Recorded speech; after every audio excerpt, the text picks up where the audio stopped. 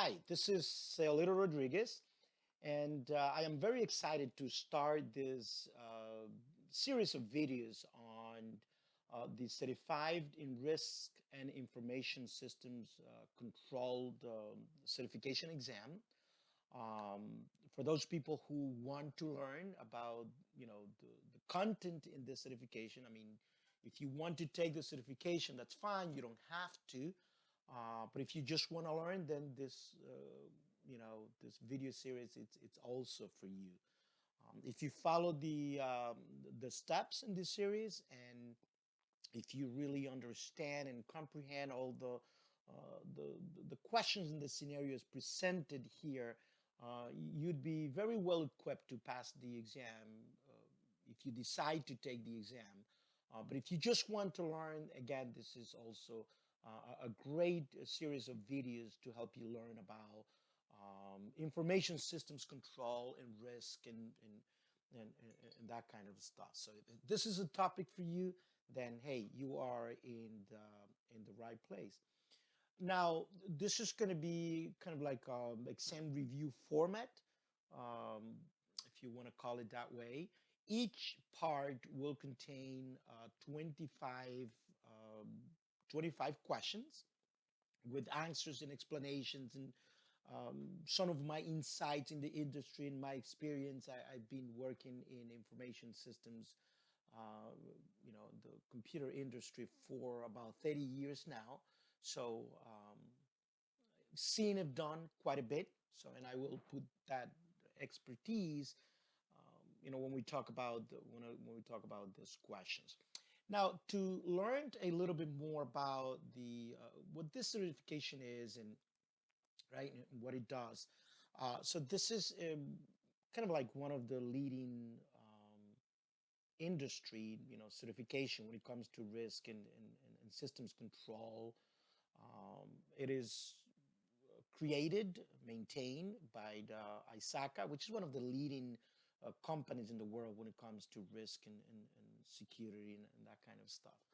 Um, you know, so this certifications again um, indicates you expertise in identifying and managing enterprise IT risk and implementing and maintaining information system controls. And this is directly from ISACA.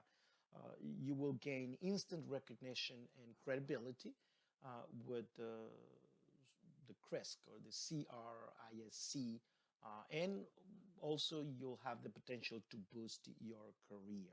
So those are some of the things that having a certification will like this would affirm that you have the expertise to face the unique challenges of IT and enterprise risk management. So anyone that's involved in IT understands all the challenges and all the risks that are out there. So this certification will give you or the knowledge learned over here. I mean, you don't have to, as I just mentioned, take the certification, but the knowledge that you will gain through this class, through these videos, will help you tremendously. It doesn't matter what kind of profession you hold.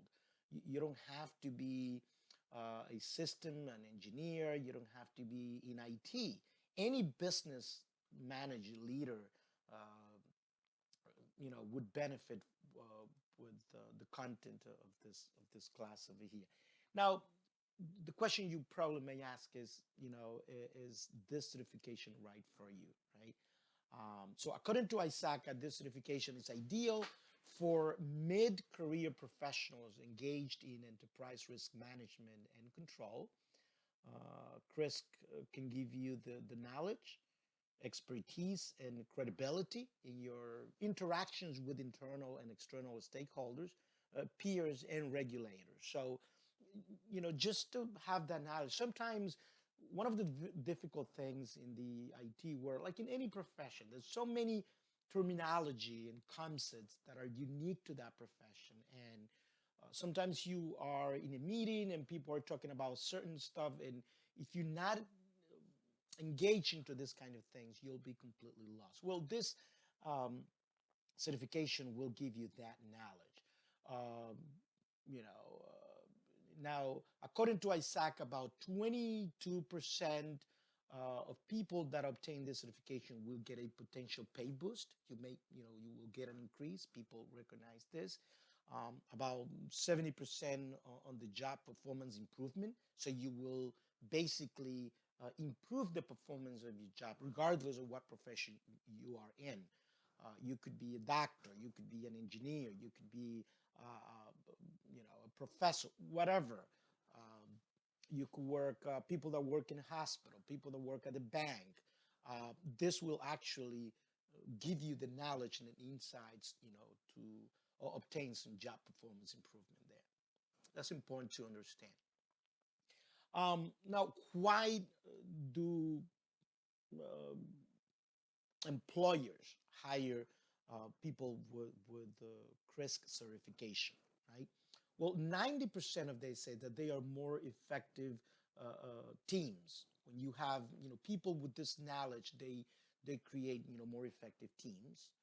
Um, 70% improved expertise and efficiency, and 94% of employees retain with investment in training. So again, a lot of benefits by obtaining a certification like this. Uh, Obviously, this certification is expensive, costs, almost $700 to actually take this certification. And if you actually are interested in the certification and you want to learn more about it, um, here is the website, the ISACA website, with all the information about the certification if you want to learn more about it. But okay, so we're here to discuss about scenarios and questions and to learn about this concept. So let's start with question number one. So this is one of the questions that you may get in the exam, right? Which of the following is the most important reason to maintain key risk indicators? And we're just starting, so if you never heard of what a KRI is, a risk indicator, you'll learn about it. But also, if you remember that this is going to be an exam review, so I'm assuming that people have knowledge what this is, and if you are completely new and you don't have any idea, just continue on. Just be patient.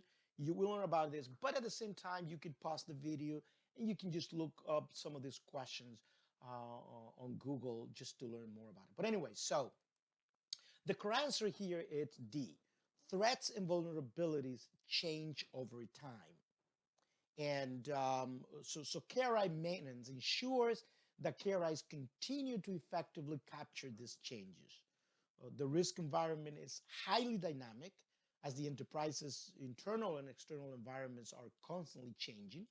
Therefore, the set of KRIs needs to be changed over time so that they can capture the changes in threat and vulnerability. So it's not enough for a company to come in and do some assessment and bring these experts and okay, we are secure. No, it doesn't happen like that.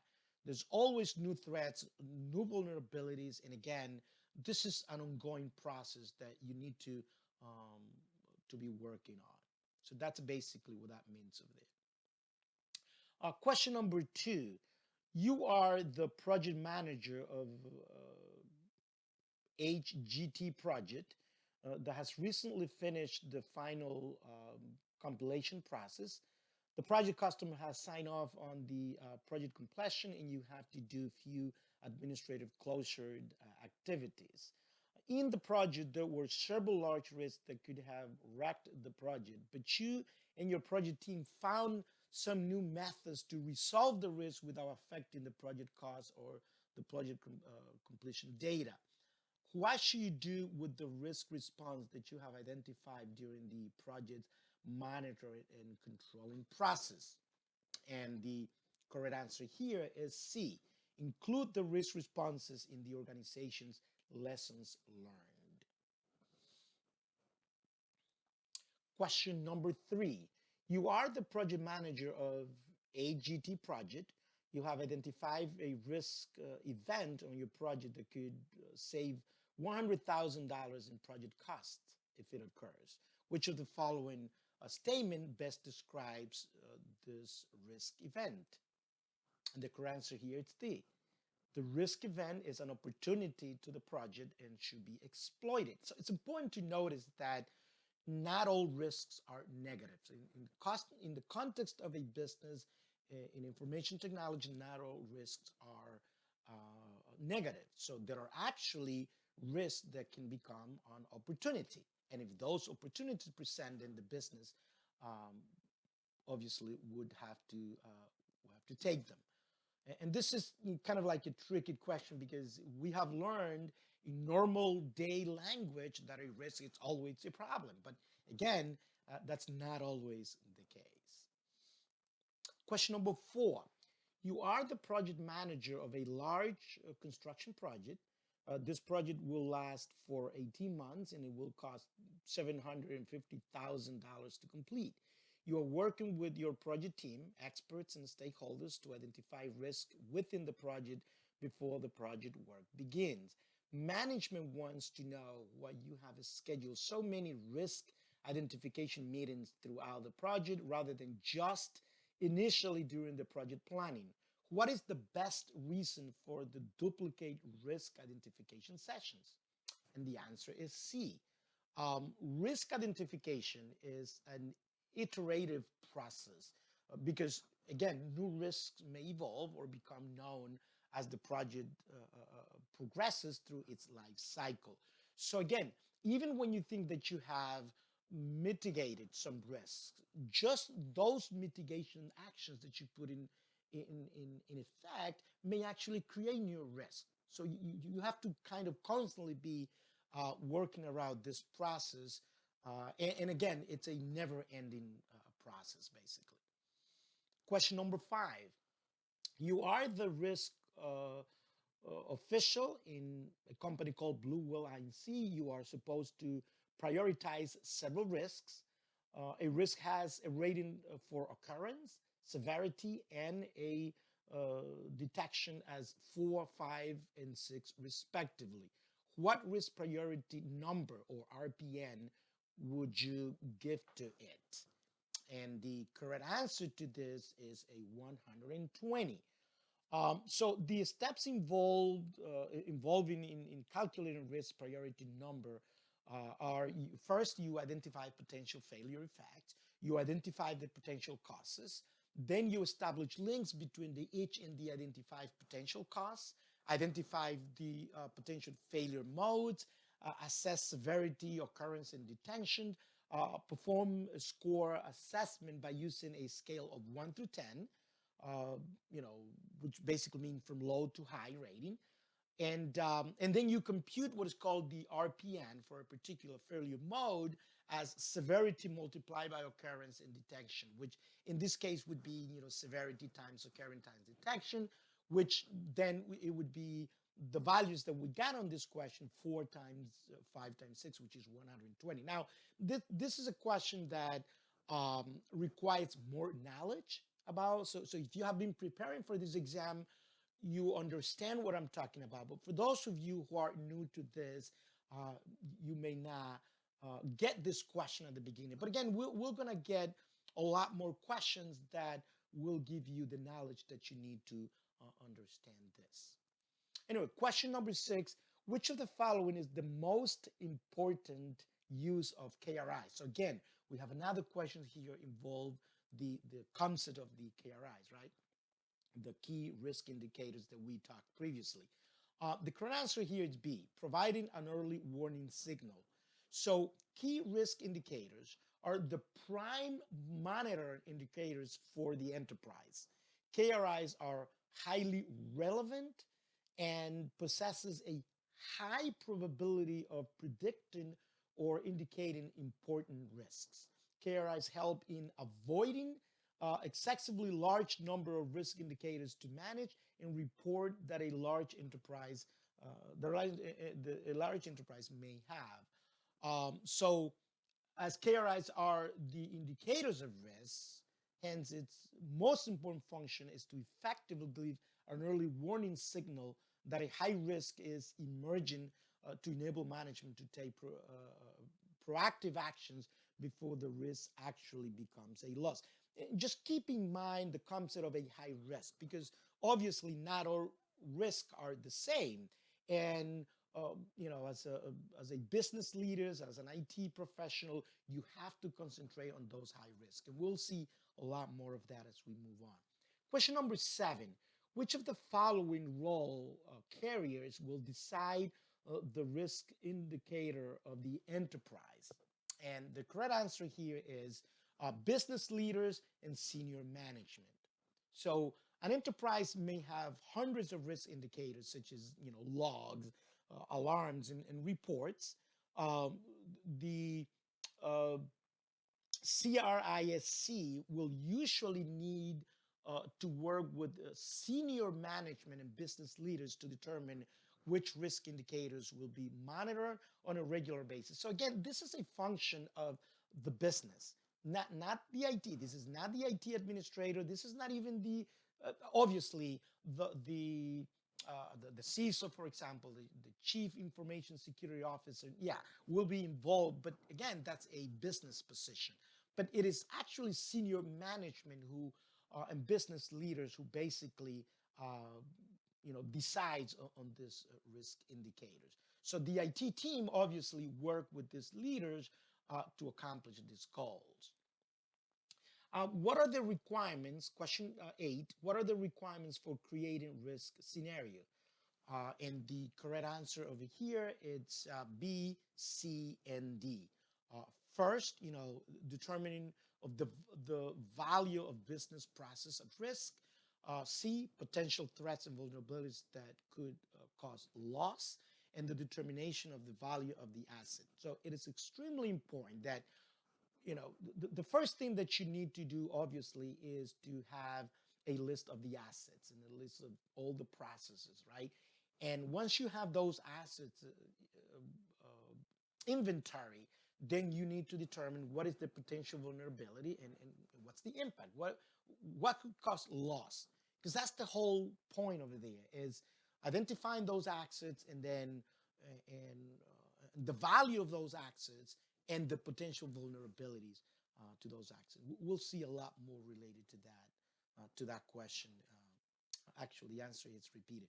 So question number 9, you work as the project manager for a company. Um, your project has several risks that will affect several stakeholders' requirements. Which project management plan will define who will be available to share information um, on the project risk? And the answer is the D, the communications management plan. So the communication management plan defines, in regard to risk management, of course, who will be available to share information on risks and responses throughout the project. Question number 10. Um, which of the following control is an example of non-technical controls? And this should be an easy one. Physical, obviously. We're going to be talking a lot about controls, technical and obviously. So physical security is an example of a non-technical control, and it comes under the family of operational controls. Question 11. You are the project manager of a project of a company. Your project team is in the process of identifying project risk on your current project. The team has the option to use all of the following tools and techniques to diagram some of these potential risks, except for which one? And the correct answer here is D. A decision tree, it's are basically used during the quantitative risk analysis process, but not in risk identification. And here's a picture of some of the diagrams. What is a process flow chart? What is a decision diagram? Again, these are business concepts. So if you have not taken any business or statistical class, you may not be familiar with some of this, but I'm pretty sure that a lot of people who would be watching this video are very familiar with these diagrams. But anyway, just kind of as a refresher so that you have an idea what I'm referring to over there. Question number 12, which of the following best describes the utility of a risk? And the correct answer here is D. the usefulness of the risk to individuals or groups. So the utility of the risk describe the usefulness of a potential risk to an individual or an entity or company, right? Moreover, the same risk can be utilized by two individuals in very different ways. So what may be, you know, a risk to you may not be a risk to me, and vice versa. Or the interest I may have in a risk is not necessarily the interest that you may have. And the same goes with the departments. Maybe the human resources doesn't see the risk the same way that the finance department will see it, right? Or the engineering department. So that's basically what this is talking about. Question 13, which of the following aspect of monitoring tool ensures that the monitoring tool has the ability to keep up with the growth of an enterprise? And the correct answer is scalability. So monitoring tools have to be able to keep up with the growth of an enterprise and meet anticipated growth in process, complexity, or transaction volume, right?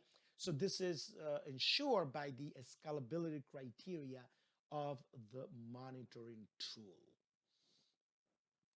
Question 14, you are the project manager in your enterprise. You have identified risk that is noticeable failure, threatening the success of certain goals of your enterprise. In which of the following levels do this identified risk exist? And the correct answer here is A, moderate risk. So this are the different type of risk, and we will be talking about this uh, very often in all these videos. So moderate risks are noticeable failure, threatening the success of certain goals. So to understand this, high risk is, for example, the significant failure impacting in certain goals not being met. Extremely high risk are the risks that has large impact on an enterprise and are mostly likely results in failure with severe consequences. And obviously, low risk are then the risks that result in certain unsuccessful goals, but nothing that would have a significant impact in the company. And when it comes to risk, obviously the treatment of these risk scenarios are very different depending on the severity of the risk. Question 15. Kearney is the project manager for her organization. She is working with the project team to complete the qualitative risk analysis for her project. During the analysis, Kearney encourages the project team to begin the grouping of identified risks by common causes. What is the primary advantage to group risk by common causes during qualitative analysis? And the correct answer is B, because it assists in developing effective risk responses. So by grouping the risks by categories, the project team can develop effective risk responses. Related risk events, right, often have common causal factors that can be addressed with a single risk response. Question 16. Which of the following processes is described in the statement below? It is the process of exchanging information and views about risk among stakeholders, such as groups, individuals, and institutions. And the correct answer is D. So risk communication is the process of exchanging information and views about risk among stakeholders, such as groups, individuals, and institutions. Risk communications is mostly concerned with the nature of risk or expressing concerns, views, or reaction to risk managers or institutional bodies for risk management. Now, the key plan to consider and communicate risk is to categorize, right, and impose priorities and acquire suitable measures to reduce the risk. Okay? This is going to be a concept that is going to come on and on. So again, priority. The way that you respond to risk depends on what kind of risk it is, right? So the priority is extremely important. Question 17. You are an experienced project manager that has been entrusted with a project to develop a machine which produces auto components. You have scheduled meetings with the project team and the key stakeholders to identify the risk for your project, right? Which of the following is a key output in this process? And the answer is the risk register. Pay attention to this term because we are going to talk a lot about it. It's a very important tool. And again, the primary outputs from identify risk are the initial entries into the risk register. So the risk register ultimately contains the outcomes of all the risk management processes as they are conducted, resulting in an increase in the level and type of information that are contained in the risk register. So this is an example of a very simple risk register. I mean, there are risk registers that are extremely complex with a lot of entries. Anyway, so just a simple Google. And again, what you will notice is that in this type of question, there is a lot of stuff related to project management. Okay, so because again, a lot of this things that we do in IT and anything that we do in a business, it's a project involved, right? So when we're talking about all the risk and involved with this project, so that's why you're gonna hear a lot of scenarios would involve project management. So you can say that this is kind of so if you are studying, if you are a project manager, and if you ever decides to take the PMP, which is another certification for project management. So you will learn a lot over here about. So this would actually help you for that kind of certification as well. All right, question 18. Which of the following components of risk scenario has the potential to generate internal or external threat on an enterprise? And the correct answer here is actors. So there are many components of risk, right? Components of risk scenario, right? Actors are those components of risk scenario that has the potential to generate threat that can be internal or external, can be human or non-human. So we're talking about hackers, right? Malicious actors. We're talking about viruses. We're talking about a fire that destroyed a building. We're talking about a tornado, right? So again, there's a lot involved when it comes to risk and security.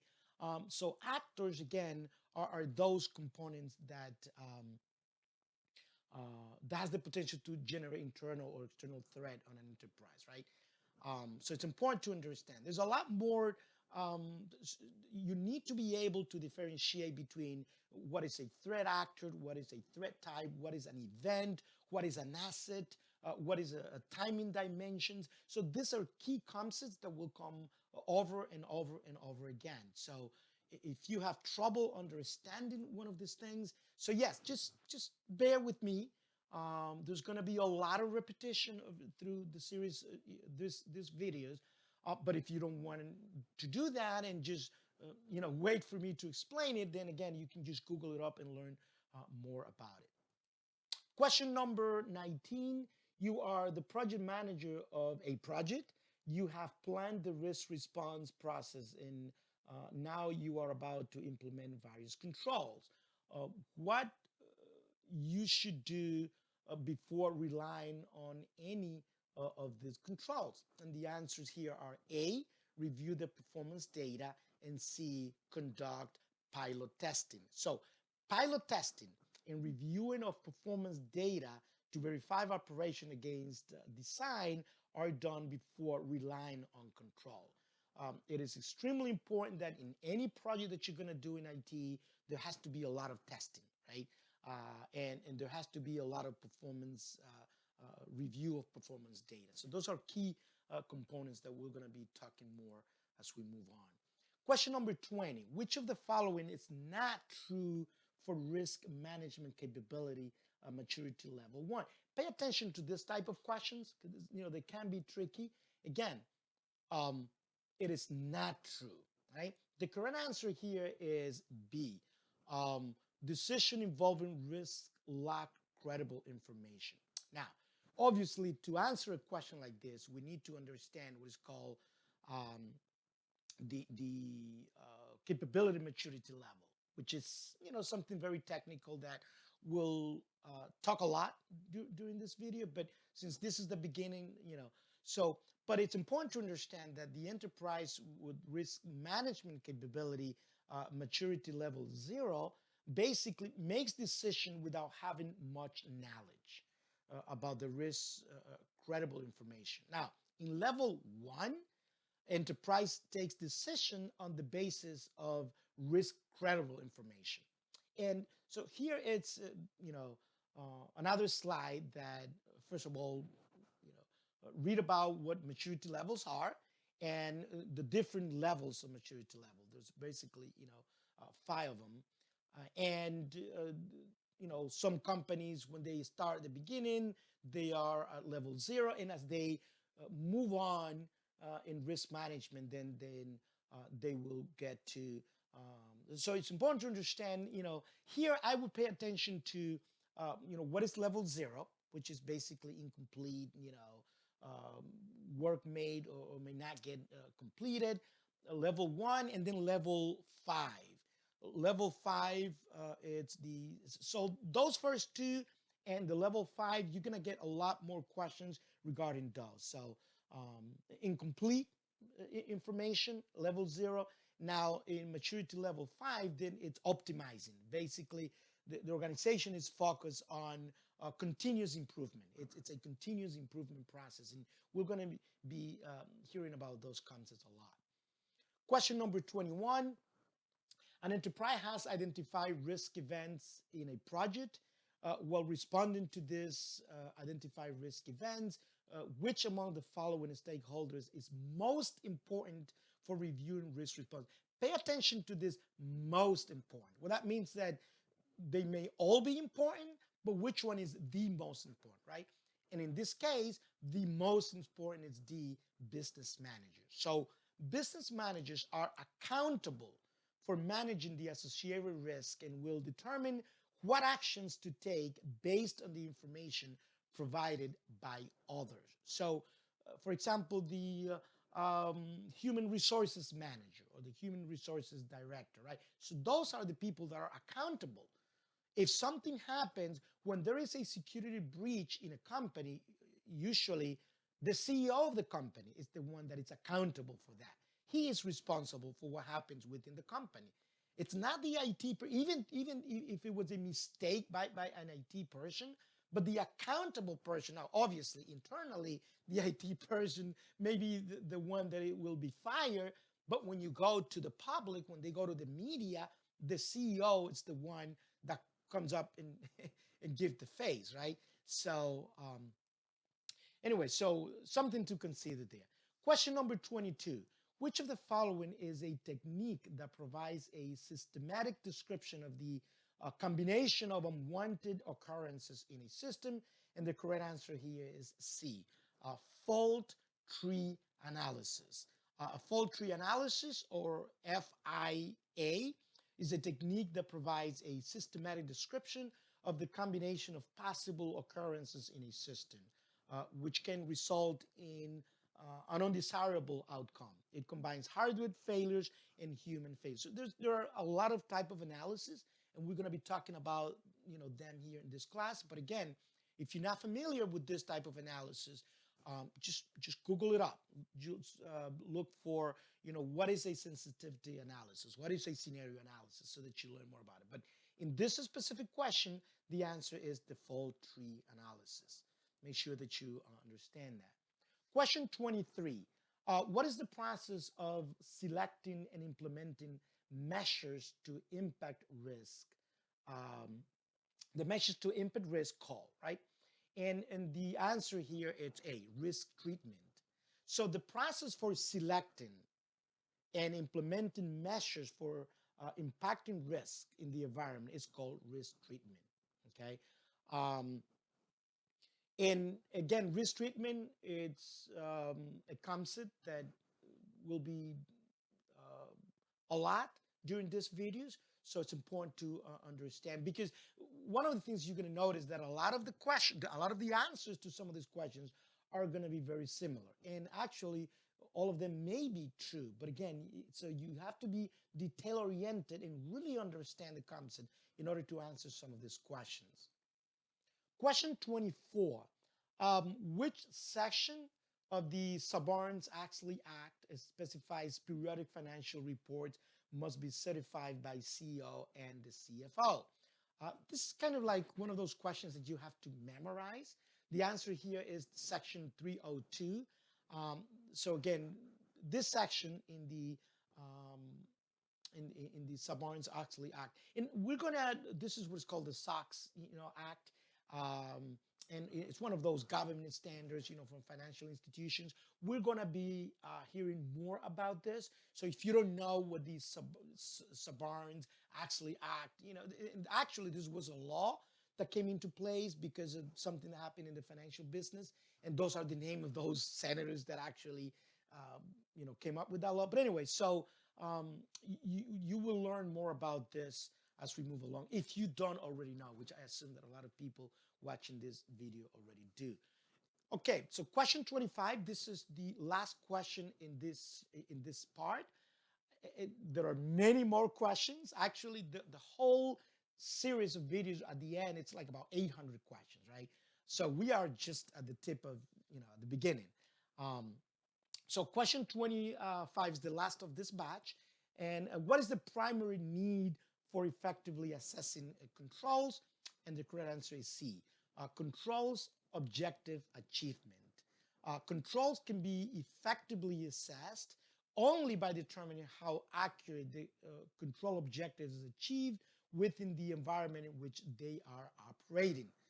No conclusion can be reached as to the strength of the control until the control has adequately tested. So, and this is a concept that will come, a lot.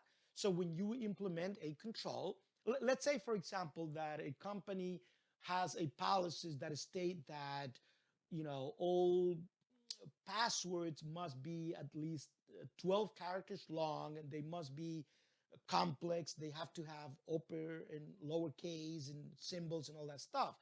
Well, the only way that you can really know if this is working is by going in, create an account, and try to enter a password that doesn't meet those requirements, for example. That's one example. Anyway, so again, this is part one of this series of questions for the Certified in Risk and Information Systems Control. This is a very good guide that I have used, and it's really complete. And so if you want to further your knowledge about, and if you want to have like a good reference book for for this topic, for this certification, then this is a good book. This is the end of this part one. Again, the next part, then it's going to be from questions 26 to 50 and so on. So each of this part will have 25 questions. So I hope that you have found this informative, that you have learned something, and I hope to see you on the next video.